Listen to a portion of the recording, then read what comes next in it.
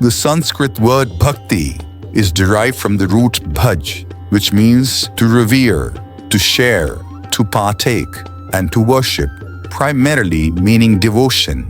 It encompasses a range of meanings, such as attachment to love, faith, and spiritual knowledge.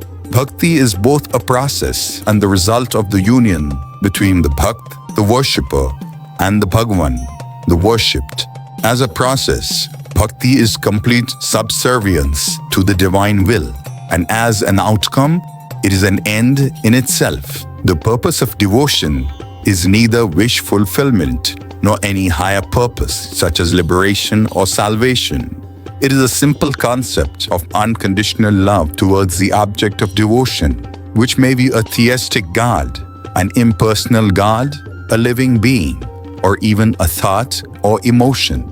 This love knows no expectations, fears, or rivals. It expects nothing in return and is purely unconditional.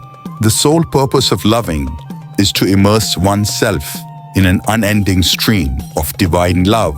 Love does not emerge out of fear. One does not love in order to avoid hell, but rather, in the face of love, concepts of heaven, hell, sin, karma, and liberation are all transcended. One becomes passive in their actions, as there is complete surrender towards the beloved. All actions are guided by intense love. Love of bhakti has no rival. A person who is truly in love will see the object of their love as the highest ideal. It may be that in many cases human love is misdirected and misplaced. However, to the person who loves, the thing they love is always their highest ideal.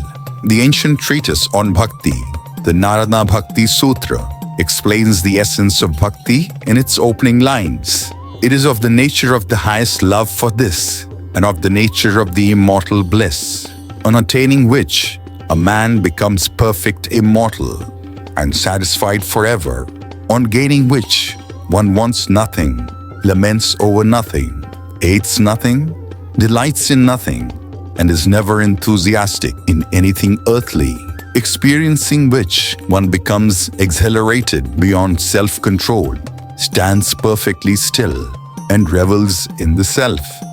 The notion of love is central to the idea of bhakti.